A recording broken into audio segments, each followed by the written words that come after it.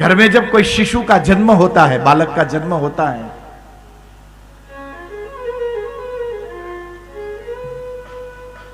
तो घर के लोग, हमारे माता पिता, हमारे वडील, वो हमारे साथ, हमें बोलना नहीं आता था जिसे हम बच्चों के साथ करते हैं, हमें बोलना नहीं आता था, पर वो हमसे बातें करते थे। हमारे साथ हमारा ध्यान रखते रखते रखते रखते रखते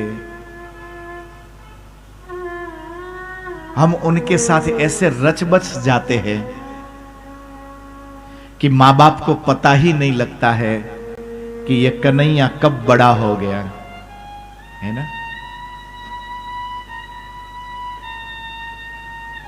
मेरे युवान भाई बहन, यदि यहां तक कि ये कथा आपको स्मृति में रही हो, तो जिनके सामने आप खेलकर बड़े हुए, जिनकी गोद में बैठकर आपने कभी कथा सुनी होगी, जिनका हाथ पकड़कर कभी आप मंदिर गए होंगे,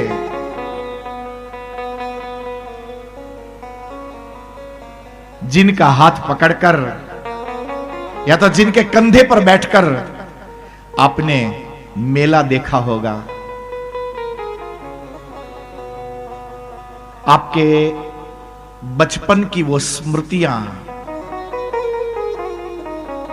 वो माता पिता के मन में दर्ज हो जाती है।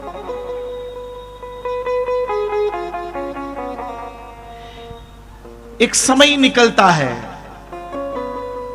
जब हम छोटे थे तब उनके पास इतना समय नहीं था, क्योंकि उनकी युवावस्था थी।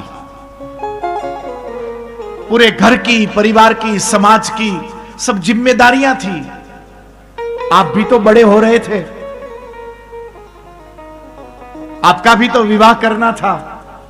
उसके लिए न चाहते हुए भी बहुत सारी जगह उपस्थिति वो कवर देवा जવું पड़े। इन्हीं सारी व्यवस्थाओं में और व्यस्तताओं में, इन्हीं जिम्मेदारियों के बीच वो मां बाप आपके लिए स्वप्न बुन रहे थे कि जब ये मेरा बेटा या मेरी बेटी जब बड़े हो जाएंगे,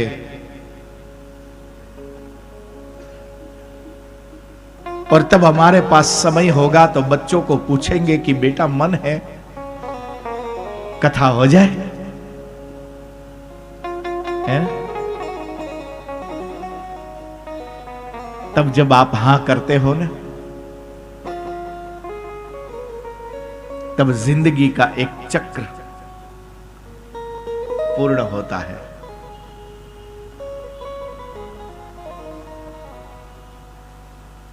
और उसमें भी सब बेटियां आ जाए, सब साथ बैठे, आनंद और बढ़ जाता है। ऐसा लगता है कि जैसे जिंदगी में परमात्मा आ गए हों। कृष्ण की ये सब लीलाएं, जैसे हमारे बच्चे, माता पिता के लिए ये कथा, जैसे हमारे बच्चे हमारी स्मृति में दर्ज हो जाते हैं। बचपने में वो क्या करते थे। जिंदगी बहुत बहुमूल्य होती है साहब, ध्यान से सुनिएगा। अमूल्य है आपका जीवन।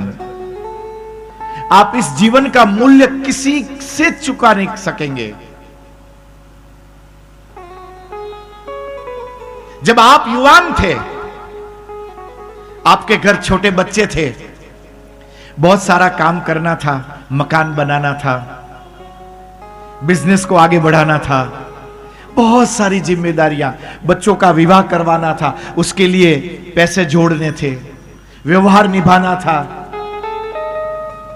बहुत सारा काम था। तो पैसे जोड़ रहे थे, मेहनत कर रहे थे दिन रात। कभी भोपाल से वापस आ रहे थे और कोई अच्छा खिलौना किसी दुकान पे नजर आ जाए तो मन तो करता था कि ले ले। फिर जेब में हाथ डाल के सोचा होगा कि अभी 100 रुपये खर्च कर दूंगा तो मेरे 2 काम रुक जाएंगे, बाद में ले जाऊंगा। पर कहते हैं ना कि वो बाद कभी आती ही नहीं है। बच्चे बड़े हो जाते हैं, वो बाद रह ही जाती है। तब तक मां बाप बूढ़े हो जाते हैं। अब बच्चों का विवाह हो जाता है, और जब बच्चों का विवाह हो जाता है, जब उनके घर बाल गोपाल आते हैं, तब दादा दादी फिर से खड़े होते हैं।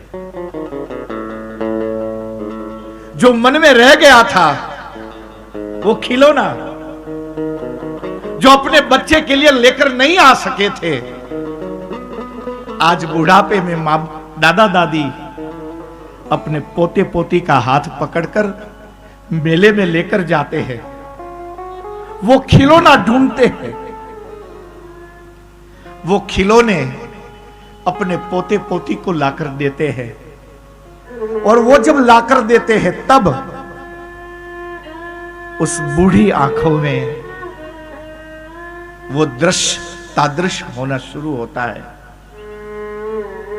उसके अपने बच्चे छोटे थे तब क्या मन था। जिंदगी के ऐसे बहुत सारे स्वप्न जिनको पूरा होना चाहिए था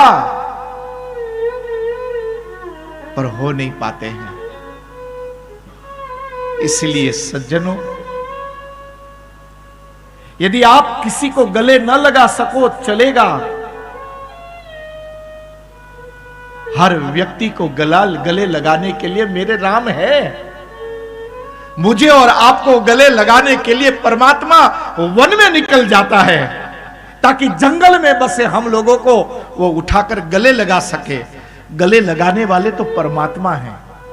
यदि गले न लगा सको चलेगा, पर याद रखिएगा, किसी का स्वप्न टूटे, किसी का दिल दुखे, ऐसा किसी को धक्का मत दे दीजिएगा। मानव जीवन मिला है, आपके भीतर वही राम और कृष्ण मुस्कुरा रहे हैं। उसी राम और कृष्ण को पाने के लिए ही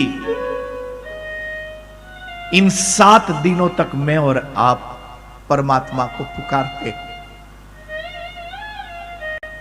अनगिनत कथाएं हैं, किसका विस्तार करें, किस कथा को संक्षेप में कहें।